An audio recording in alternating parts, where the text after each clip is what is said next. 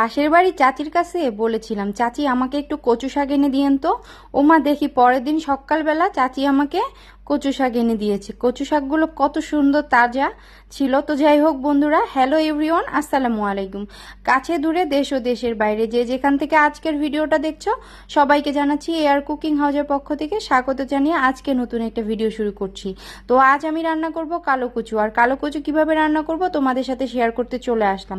তো প্রথমে আমি কচুগুলোকে কেটে নিয়েছি, নিয়ে আমি প্রেসার কুকারে সামান্য পরিমাণে একটু ডাল সেদ্ধ করে নিয়েছি। আমি আজকে কচু শাকটা একটু ডাল দিয়ে রান্না করব। তো এইদিকে আমি কচু শাকগুলো ধুয়ে নিয়েছি, ধুয়ে নিয়ে আমি একটু প্রেসার কুকারে সিদ্ধ করে নিব। তো এখানে আমি পরিমাণ মতো কাঁচামরিচ আর হচ্ছে পেঁয়াজ দিয়ে দিলাম, আর লবণ দিয়ে দিলাম, আর হচ্ছে এখানে আমি শুকনা মরিচের গুঁড়া দিয়ে দিব 1 চামচের মতো।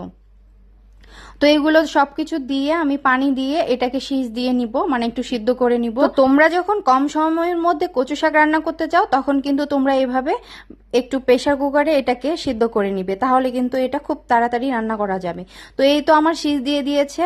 তো এটা হচ্ছে সিদ্ধ হয়ে গিয়েছে। আমি একটা হচ্ছে ডাল ঘুটনির সাহায্যে এটাকে একটু ঘুটে দিলাম। তো ঘুটার পরে দেখতেই পাচ্ছ তোমরা। আর এদিকে আমি হচ্ছে একটু গরম পানিতে কাটা ইলিশগুলো ধুয়ে নিয়েছি, মানে কাটা ইলিশের একটা মাথা ছিল, সেটা দিয়ে রান্না করব।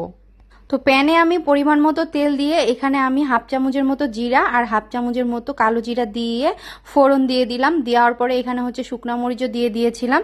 তো এদিকে পেঁয়াজ মরিচগুলোও দিয়ে দিলাম, দিয়ে এখন আমি ভালোভাবে ভেজে নিয়ে এখানে আমি আদা রসুন বাটা দিয়ে দিব।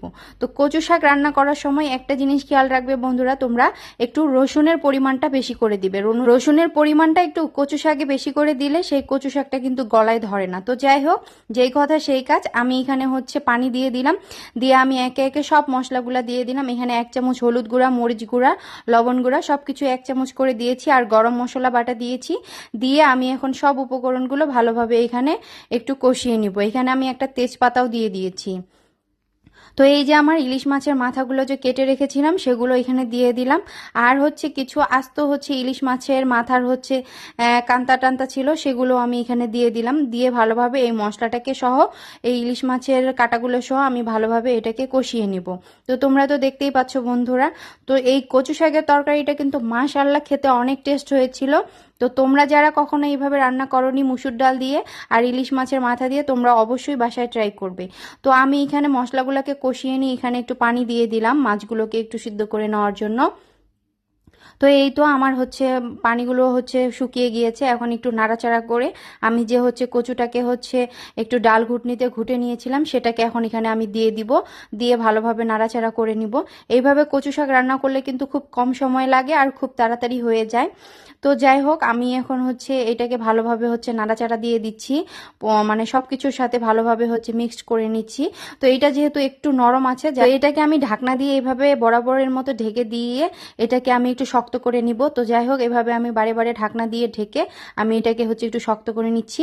তো যাই হোক, আমার মা কচু শাক রান্না করলে কচু শাক যখন হয়ে আসে তখন ওখানে একটু রসুন হচ্ছে থেতো করে দেয়, সেটার জন্য নাকি আলাদা একটা ঘ্রাণ আসে।